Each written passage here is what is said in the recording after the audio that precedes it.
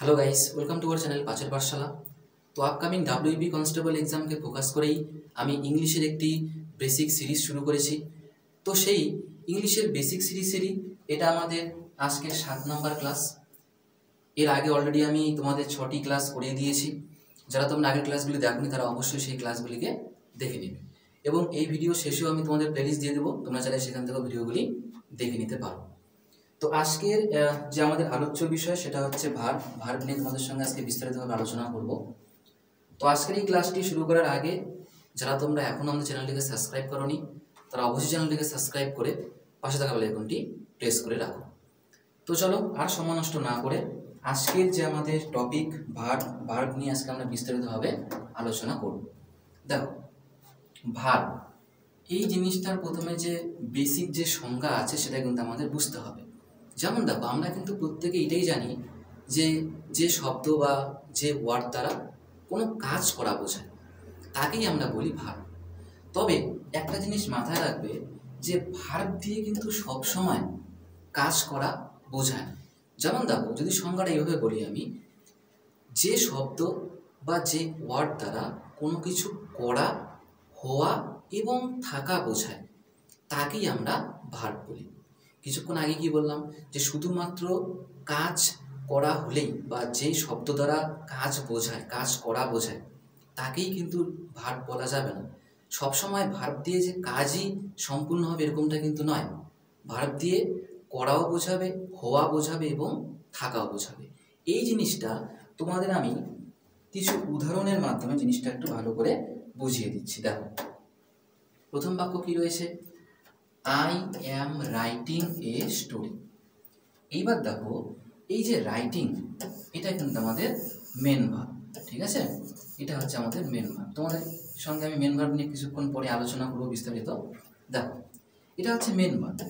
এবার দেখো, এই যে রাইটিং এটা দিয়ে কিন্তু কি বোঝাচ্ছে, একটা কাজ করা বোঝাচ্ছে, লেখা একটি কাজ। I am writing a story, আমি একটি গল্প লিখছি। এই যে লেখা এটা কিন্তু পুরোটা হচ্ছে একটা কি কাজ, তার মানে এটা করা বোঝাচ্ছে, অ্যাকশন, ঠিক আছে? কোনো একটা কাজ বোঝাচ্ছে। এইবার দ্বিতীয় বাক্য দেখো, আই অ্যাম এ টিচার।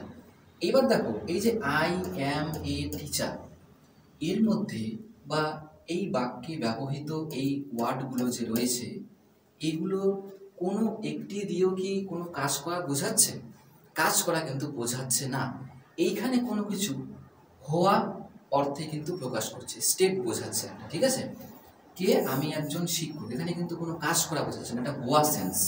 অ্যাম এটাও কিন্তু তাহলে কি ভার্ব, তবে এটা দিয়ে কি কাজ করা বোঝাচ্ছে না, এটা দিয়ে কোনো হওয়া বোঝাচ্ছে, স্টেট বোঝাচ্ছে। এবার দেখো 3 নাম্বার বাক্য, আই হ্যাভ এ বাইক। এই যে এখানে একটা সেন্টেন্স তোমরা দেখতে পাচ্ছ। তো এইবার এই যে 4টা এখানে ওয়ার্ড আছে, এই 4টা ওয়ার্ডে একটিকে দিয়েও কি কোনো কাজ বোঝাচ্ছে সরাসরি? না, কাজ কিন্তু বোঝাচ্ছে না। এখানে কি, এখানে হচ্ছে থাকা অর্থ, মানে কোনো কিছুর মালিকানা বা অধিকার বোঝাচ্ছে, যে আমার কি আছে, আমার একটি বাইক আছে। তাহলে এখানে অধিকার বোঝাচ্ছে, থাকা বোঝাচ্ছে। এবার বুঝতে পারলে প্রত্যেকে যে ভার্ব দিয়ে শুধুমাত্র কাজ করা বোঝায় না, ভার্ব দিয়ে কাজ করা বোঝায়, রাইটিং লেখা একটি কাজ। 2 নম্বর বাক্যে আই অ্যাম এ টিচার, আমি একজন শিক্ষক, এটা হওয়া সেন্স, স্টেট বোঝাচ্ছে একটা। 3 নম্বরে হচ্ছে আমাদের কোনো কিছু থাকা অর্থে এখানে কিন্তু ব্যবহার করা হয়েছে হ্যাভ। তাহলে হ্যাভও কিন্তু আমাদের কি একটি ভার্ব। আশা করি তোমরা বুঝতে পেরেছো যে ভার্ব দিয়ে করা, হওয়া এবং থাকা এই 3টা জিনিসই বোঝায়। শুধুমাত্র যে ভার্ব দিয়ে কাজই সম্পাদন হবে এরকম কিন্তু কোনো ব্যাপার নেই। বোঝা গেল? এটা হচ্ছে বেসিক, এটা ভার্ব নিয়ে একদম তোমাদের সঙ্গে আমি বেসিক আলোচনা করলাম। এইবার ভার্বের যে বিভিন্ন টাইপগুলো যে রয়েছে সেগুলো আগে আমাদের দেখতে হবে, তারপরে সেগুলো নিয়ে আমি বিস্তারিত তোমাদের সঙ্গে আলোচনা করব। তোমরা জাস্ট কী করবে, ভিডিওটা শুরু থেকে শেষ পর্যন্ত অবশ্যই দেখবে, তাহলে তোমাদের ভার্ব নিয়ে আর কোনো সমস্যাই হবে না। আর মনে রাখবে, ইংরেজি যে আমরা বাক্য বলি, আমরা প্রত্যেকেই জানি একদম বেসিক যে আমাদের একটা ইংরেজি বাক্যের যে স্ট্রাকচার হয় সেটা কি হয়, সাবজেক্ট, ভার্ব আর হচ্ছে কি অবজেক্ট। এই ভার্বই কিন্তু আজকে আমরা শিখছি ভিডিওতে। আর মনে রাখবে, একটা ইংরেজি বাক্যে ভার্বের প্রাধান্য কিন্তু সবচেয়ে বেশি, ভার্ব ছাড়া কিন্তু বাক্য হয় না। এই জন্য ভার্বটা আমাদের খুব ভালো করে বুঝতে হবে। তো দেখো এইবার ভার্ব, এবার ভার্বের যে টাইপগুলো সেগুলো আমরা এক করে আলোচনা করব। প্রথমে দেখো কি রয়েছে, ভার্ব দুই প্রকার, ফাইনাইট ভার্ব আর হচ্ছে নন ফাইনাইট ভার্ব, ঠিক আছে। এইবার তারপরে কি রয়েছে, এবার ফাইনাইট ভার্বকে আবার দুই ভাগে ভাগ করা হয়েছে, একটা মেন ভার্ব, একটা হচ্ছে অক্সিলারি ভার্ব, অথবা এটাকে হেল্পিং ভার্বও বলা হয়, ঠিক আছে। এইবার দেখো আবার কি হয়েছে, মেন ভার্বকে দুই ভাগে ভাগ করা হয়েছে, ট্রানজিটিভ আর হচ্ছে ইনট্রানজিটিভ। আবার অক্সিলারিকেও দুই ভাগে ভাগ করা হয়েছে, একটা হচ্ছে প্রাইমারি অক্সিলারি, একটা হচ্ছে মোডাল অক্সিলারি। বুঝা গেল? তাহলে ভার্বকে প্রথমত দুই ভাগে ভাগ করেছে, ফাইনাইট নন ফাইনাইট। তারপরে রয়েছে ফাইনাইটকে আবার দুই ভাগে ভাগ করা হয়েছে, মেন ভার্ব অক্সিলারি ভার্ব। তারপরে আবার মেন ভার্বকে আবার দুই ভাগে ভাগ করা হয়েছে, ট্রানজিটিভ আর হচ্ছে ইনট্রানজিটিভ ভার্ব। এবং অক্সিলারি ভার্বকেও দুই ভাগে ভাগ করা হয়েছে, প্রাইমারি অক্সিলারি আর হচ্ছে মোডাল অক্সিলারি। এইবার তোমাদের আগে প্রথমেই বলে দিই আমি, আজকে আমরা এই ফাইনাইট ভার্ব নিয়ে পুরোটাই আলোচনা করব। আজকে আমি নন ফাইনাইট ভার্ব নিয়ে কিন্তু আলোচনা করছি না। তাছাড়া মনে করো যে ভিডিওটা অনেক লেন্দি হয়ে যাবে, এই জন্য আমি তোমাদের আজকের প্রথম ক্লাসে ফাইনাইট ভার্বের প্রত্যেকটা যে টাইপ রয়েছে সেগুলো নিয়ে বিস্তারিত আলোচনা করব, আর নেক্সট ভিডিওতে আমরা নন ফাইনাইট ভার্ব নিয়ে বিস্তারিত আলোচনা করব, ঠিক আছে। এবার দেখো, এবার কিন্তু আমরা ফাইনাইট ভার্ব সম্বন্ধে প্রথমে আলোচনা করব, তারপরে এগুলো প্রত্যেকটা টাইপ নিয়ে আমরা বিস্তারিত আলোচনা করব এক্সাম্পলের মাধ্যমে, উদাহরণের মাধ্যমে। দেখো প্রথমে কি লেখা আছে, প্রথমে লেখা রয়েছে হচ্ছে আমাদের ফাইনাইট ভার্ব। এইবার এই ফাইনাইট ভার্ব জিনিসটা কি বা ফাইনাইট ভার্ব কাকে বলে, এই জিনিসটা প্রথমে আমাদের খুব ভালো করে বুঝতে হবে, ঠিক আছে। মনে রাখতে লাগবে, ফাইনাইট ভার্ব হচ্ছে এমন এক ধরনের ভার্ব যেই ভার্বের হচ্ছে কি হয়, পরিবর্তন হয়। সেই বাক্যের যে টেন্স, সাবজেক্ট, নাম্বার, পার্সন, এগুলোর অনুযায়ী ফাইনাইট ভার্বের রূপের পরিবর্তন হয়। কি বললাম, আরেকবার বলছি, যে ফাইনাইট ভার্ব হচ্ছে এমন এক ধরনের ভার্ব যেই ভার্ব কি করে, তার রূপের পরিবর্তন করে। কিসের অনুযায়ী, বাক্যের যে টেন্স কিংবা বাক্যের যে সাবজেক্টের যে নাম্বার এবং পার্সন, সেগুলো অনুযায়ী যেই ভার্বের রূপের পরিবর্তন হয় তাকেই আমরা বলি হচ্ছে ফাইনাইট ভার্ব। তোমাদের সংজ্ঞাটা বললাম। এবার উদাহরণের মাধ্যমে তোমাদের জিনিসটা আরেকটু ভালো করে আমি বুঝিয়ে দিচ্ছি। দেখো, যেমন দেখো প্রথম বাক্য কি রয়েছে, I know him, I know him. দ্বিতীয় বাক্য কি রয়েছে, শি নোজ হিম। তৃতীয় বাক্য কি রয়েছে, আই নিউ হিম। এখানে আমাদের ভার্ব কোনগুলো, এখানে কিন্তু ভার্ব হচ্ছে নো, দ্বিতীয় বাক্যে নোস, তৃতীয় বাক্যে হচ্ছে নিউ, ঠিক আছে। এইবার দেখো, এই যে নো, নোস আর নিউ, এগুলো কিন্তু ভার্বের বিভিন্ন রকম কিন্তু রূপ, ঠিক আছে। যেমন দেখো, এটা কিন্তু প্রেজেন্ট, এটাও প্রেজেন্টের মধ্যে এস যুক্ত, আর এটা হচ্ছে আমাদের ভিটু ফর্ম। এবার এই যে তিনটা বাক্যে ভার্বের তিন রকম রূপ বসলো, তার মানে কি, ভার্বের রূপের পরিবর্তন হলো। আমি কিছুক্ষণ আগে কি বললাম, যে ফাইনাইট ভার্বের রূপের পরিবর্তন হয়, তবে কিসের ওপর ভিত্তি করে, এই পুরো বাক্যের টেন্স এবং যে সাবজেক্টের নাম্বার এবং পার্সন, কি বললাম, নাম্বার আর হচ্ছে কি পার্সন, আর আরেকটা কি বললাম, সেটা হচ্ছে টেন্স। এগুলোর অনুযায়ী কিন্তু ভার্বের আমাদের রূপের পরিবর্তন হয়। যেমন দেখো, আই নো হিম, এটা কিন্তু টেন্স অনুযায়ী বসেছে, তোমরা প্রত্যেকেই জানো। প্রেজেন্ট ইনডেফিনিট টেন্সে সাবজেক্টের পরে V1, তারপরে বসে হচ্ছে অবজেক্ট। এইবার দ্বিতীয় বাক্য দেখো, এটাও কিন্তু প্রেজেন্ট ইনডেফিনিট টেন্সের বাক্য, তবে এখানে এস যুক্ত হয়েছে। কেন? ওই যে প্রেজেন্ট ইনডেফিনিট টেন্সের একটা নিয়ম রয়েছে, যে সাবজেক্ট যদি থার্ড পারসন, তার সঙ্গে সঙ্গে সিঙ্গুলার। তাহলে আমি কি বলেছিলাম, সাবজেক্টের পারসন, নাম্বার, টেন্স এগুলোর অ্যাকর্ডিং চেঞ্জ হয়। তাহলে দেখো, এই বাক্যটি চেঞ্জ হয়েছে, বুঝতে পারলে? তো এই যে সি হচ্ছে কি থার্ড পারসন, তার সঙ্গে সঙ্গে সিঙ্গুলার নাম্বার, এই জন্যই ভার্বের সঙ্গে এস বা ইএস যুক্ত হয়। এখানে এস, নো এর সঙ্গে এস যুক্ত, এই জন্য আমরা এস এখানে যুক্ত করেছি। বোঝা গেল? তাহলে টেন্স, পার্সন আর নাম্বারের অনুযায়ী ভার্বের রূপের পরিবর্তন হলো। যেহেতু ভার্বের রূপের পরিবর্তন হলো, তার মানে এটা হচ্ছে আমাদের কোন ভার্ব? Finite verb. এটা হচ্ছে বেসিক, ঠিক আছে? তৃতীয় বাক্য দেখো, আই নিউ হিম, আমি তাকে জানতাম। এবার দেখো এই যে নো এর কিন্তু পাস্ট ফর্ম হচ্ছে নিউ, এটা হচ্ছে আমাদের কোন টেন্সের বাক্য? এটা হচ্ছে আমাদের পাস্ট ইনডেফিনিট টেন্সের বাক্য। তাহলে এখানে কি টেন্সের অ্যাকর্ডিং ভার্বের রূপের পরিবর্তন হলো। যেহেতু পরিবর্তন হলো, সুতরাং এগুলোকে আমরা বলবো হচ্ছে ফাইনাইট ভার্ব। বোঝা গেল? এইবার দেখো তোমাদের আমি যেমন আগেই বলেছিলাম, ফাইনাইট ভার্বকে দুই ভাগে ভাগ করা যায়, মেন ভার্ব আর হচ্ছে অক্সিলারি ভার্ব। তাহলে প্রথমে আমরা আলোচনা করব মেন ভার্ব নিয়ে। কি নিয়ে আলোচনা করব? মেন ভার্ব নিয়ে। দেখো মেন ভার্ব জিনিসটা কি, আমি তোমাদের একদম ভিডিও শুরুতেই যে একটা বেসিক তোমাদের সংজ্ঞা দিয়েছিলাম, যে অনেকের এটাই মনে হয় যে ভার্বের দ্বারা শুধুমাত্র কি কাজ করাই বোঝায়, বলেছিলাম এটা একটু মনে করে দেখো। তো দেখো মেন ভার্বের কনসেপ্টই হচ্ছে ওটা। কি কনসেপ্ট? যে যে শব্দের দ্বারা, মনে করো যে ইংরেজি শব্দের দ্বারা কোনো কিছু কাজ করা বোঝায়, কি কাজ করা বোঝায় বা অ্যাকশন হচ্ছে এটা বোঝায়, সেগুলোকেই আমরা বলবো হচ্ছে কি ভার্ব? Main verb. যেমন দেখো আমি যদি বলি যে ওয়াক, ওয়াক মানে কি হাঁটা। আমি বললাম যে রান, রান মানে কি দৌড়।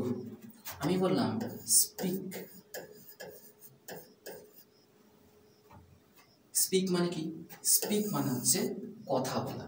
তাহলে এই যে ওয়াক, রান, স্পিক, এগুলো দিয়ে কিন্তু সরাসরি কোনো কাজ করা বোঝাচ্ছে। তাহলে এই প্রত্যেকটি হচ্ছে কি আমাদের মেন ভার্ব। এতটুকু বুঝতে পারলে? যেই শব্দগুলো দিয়ে সরাসরি কোনো কাজ করা বোঝাবে সেগুলোকে আমরা বলি হচ্ছে মেন ভার্ব। এইবার এই মেন ভার্বকে কয় ভাগে ভাগ করা যায়? কিছুক্ষণ আগে বলেছি দুই ভাগে ভাগ করা যায়। কি কি? ট্রানজিটিভ আর হচ্ছে ইনট্রানজিটিভ। এইবার আমরা প্রথমে আলোচনা করব ট্রানজিটিভ ভার্ব নিয়ে এবং তারপরে আলোচনা করব ইনট্রানজিটিভ ভার্ব নিয়ে। এইবার দেখো ট্রানজিটিভ ভার্ব কোনগুলো? দেখো প্রথমে বাক্যটা আমি তোমাদের একটুখানি বলে দিই। যেমন প্রথম বাক্যটা কি আছে? হি গেভ মি এ কার। এই যে ভার্ব, এখানে গেভ একটা কাজ করা বোঝাচ্ছে, দেওয়া একটা কাজ, মেন ভার্ব। এবার মেন ভার্বের মধ্যে এটা কোনটা, ট্রানজিটিভ নাকি ইনট্রানজিটিভ, এটা বুঝতে হবে। এবার দেখো তোমাদের এখন তো বুঝতেই পারছো যেটা হচ্ছে আমাদের ট্রানজিটিভ ভার্ব, কারণ ট্রানজিটিভ ভার্বের নিচে যেহেতু লেখা আছে বাক্য, তার মানে ট্রানজিটিভ ভার্ব। এইবার এর পিছনে কারণটা কি আছে যে এটাকে আমরা ট্রানজিটিভ ভার্ব বলছি? মনে রাখবো যেই ভার্বগুলো তার মানে পুরোপুরি অর্থ প্রকাশ করতে যদি কার সাহায্য নেয়? অবজেক্টের সাহায্য নেয়। যে ভার্বগুলো তার সম্পূর্ণ অর্থ প্রকাশ করতে অবজেক্টের সাহায্য নেয় তাকে আমরা বলি ট্রানজিটিভ ভার্ব। তাহলে এখানে দেখো হি গেভ মি এ কার, সে আমাকে একটি গাড়ি দিয়েছিল। এবার মি আর কার হচ্ছে এগুলো কিন্তু অবজেক্ট। কি এগুলো? এটা হচ্ছে অবজেক্ট 1 আর এটা হচ্ছে কি অবজেক্ট 2। এই অবজেক্টকে যদি তুমি কিছুক্ষণের জন্য যদি বাদ দিয়ে দাও তাহলে কিন্তু এই হি গেভ এটা দিয়ে কিন্তু কোনো অর্থ প্রকাশিত হবে না। অর্থ প্রকাশিত করতে গেলে অবজেক্টকে অবশ্যই রাখবে, যেহেতু অবজেক্টের সাহায্য নিয়েছে, সুতরাং এই ভার্বটি হচ্ছে কি ভার্ব? Transitive verb. কি ভার্ব?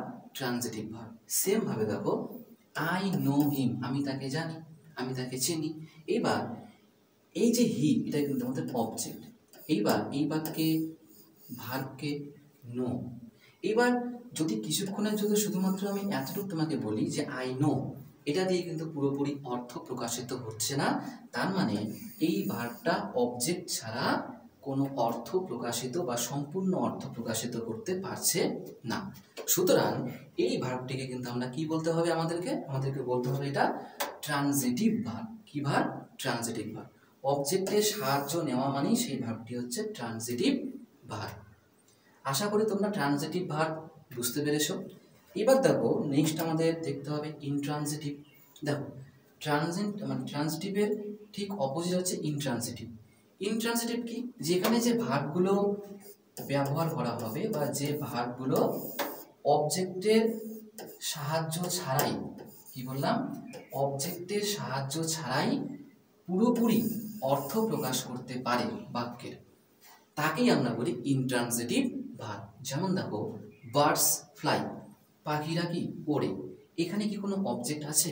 এই বাক্যের কোনো অবজেক্ট নেই, তা সত্ত্বেও বাক্যের পুরোপুরি অর্থ প্রকাশিত হচ্ছে। সেই জন্য এই বাক্যে ব্যবহৃত ভার্ব হচ্ছে আমাদের ইন্ট্রানজিটিভ ভার্ব। বুঝা গেল? এবার দেখো নেক্সট বাক্য কি, the train came on time.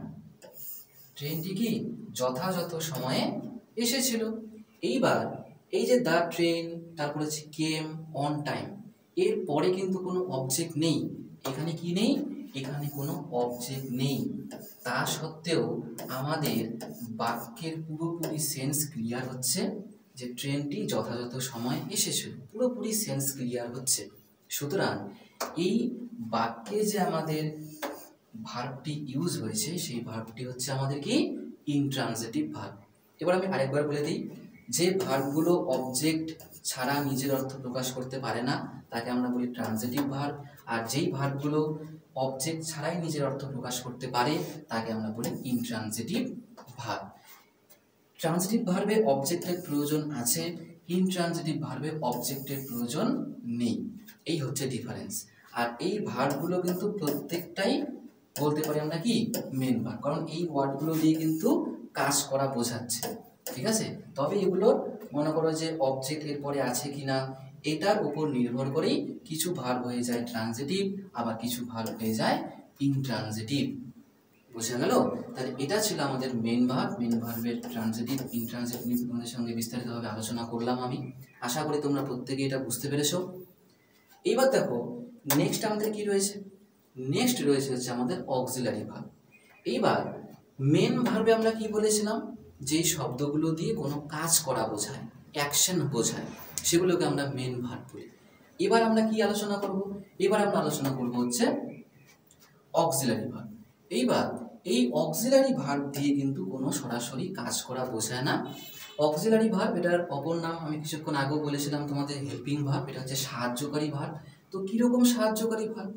এটা হচ্ছে বাক্য বা বাক্যে হওয়া যে কাজটি বা অ্যাকশনটি কোন সময়ে হয়েছে তা বোঝায়, সময় বোঝায় এটা দিয়ে, ঠিক আছে।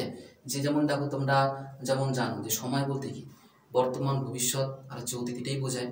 তো সেমভাবে অক্সিলারি ভার্ব দিয়ে সময় বোঝায় যে কাজটা আমার কি বর্তমানের নাকি অতীতকালের নাকি ভবিষ্যতের, এটা বোঝাবে, ঠিক আছে। এইবার দেখো এই অক্সিলারি ভার্বকে আবার দুই ভাগে ভাগ করা যায়। একটা হচ্ছে প্রাইমারি অক্সিলারি, একটা হচ্ছে মডাল অক্সিলারি। ওটা একটু কিছুক্ষণ পরে আলোচনা করবো, আগে তোমরা প্রাইমারি অক্সিলারিটা বুঝে নাও। দেখো প্রাইমারি অক্সিলারির মধ্যে কি কি পড়ে? একটা পরে হচ্ছে টু বি ভার্ব। তোমরা এটা প্রত্যেকেই জানো যে টু বি ভার্ব মানে কি am, is, are, was, are, be, been, be, being আর হচ্ছে কি been. To do verb do, does, did. আর to have verb have, has, had. এগুলো প্রত্যেকটাই হচ্ছে আমাদের প্রাইমারি অক্সিলারি ভার্ব। বোঝা গেল? এইবার এই ভার্বগুলো তোমরা প্রত্যেকটাই কিন্তু মনে রাখতে হবে, ঠিক আছে। এই ভার্বগুলো মনে রাখবে যে এগুলোকে আমরা বলি হচ্ছে টু বি ভার্ব। কি বলি এগুলোকে? To be verb. আর টু ডু ভার্ব বলতে কোনগুলোকে? Do, does, did. আর টু হ্যাভ ভার্ব বলতে কি হ্যাভ, হ্যাজ আর হচ্ছে হ্যাড।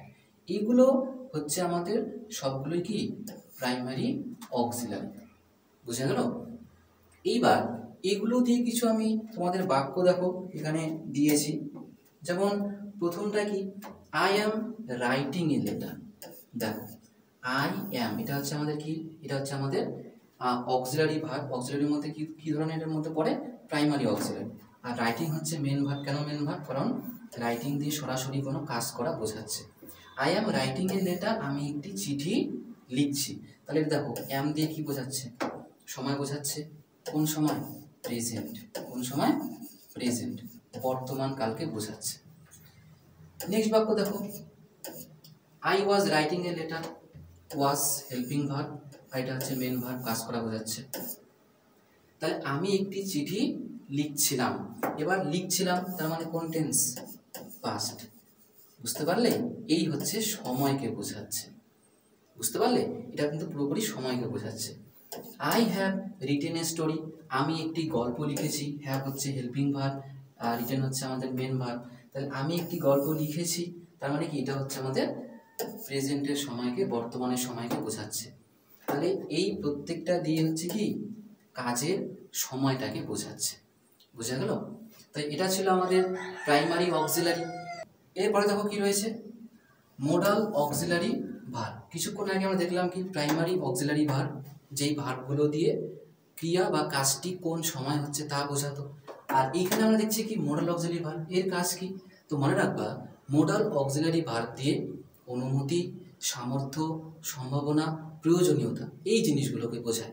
এইবার এই মোডাল অক্সিলারি ভার্ব কোনগুলো এটা কিন্তু প্রথমে আমাদের জানতে হবে। যেমন দেখো will, would, shall, should, may, might, can, could, must, এগুলো প্রত্যেকটি হচ্ছে আমাদের মোডাল অক্সিলারি ভার্ব। আর এগুলো দিয়েই বোঝায় হচ্ছে অনুমতি, সামর্থ্য, সম্ভাবনা, প্রয়োজনীয়তা। ঠিক আছে? যেমন বাক্য কি রয়েছে, আই ক্যান ডু ইট, এই যে can, I can do it, আমি এটা করতে পারি। তাহলে এই যে করতে পারি এটা দিয়ে কি বোঝাচ্ছে? একটা সামর্থ্য বোঝাচ্ছে। তো ক্যান হচ্ছে আমাদের modal auxiliary verb. You must obey your elders, ঠিক আছে? মাস্ট, তাহলে মাস্ট কি? মাস্ট হচ্ছে আমাদের মোডাল অক্সিলারি ভার্ব। বোঝা গেল? তো আজকের এই ভার্বের ক্লাসটি এখানে সমাপ্ত হলো। ভিডিওটি কেমন লাগলো অবশ্যই তোমরা কমেন্টের মাধ্যমে জানাবে। আর এই ভিডিওটি তোমরা প্রত্যেকেই তোমাদের বন্ধুদের সঙ্গে শেয়ার করবে। So thank you for watching and see you in the next video.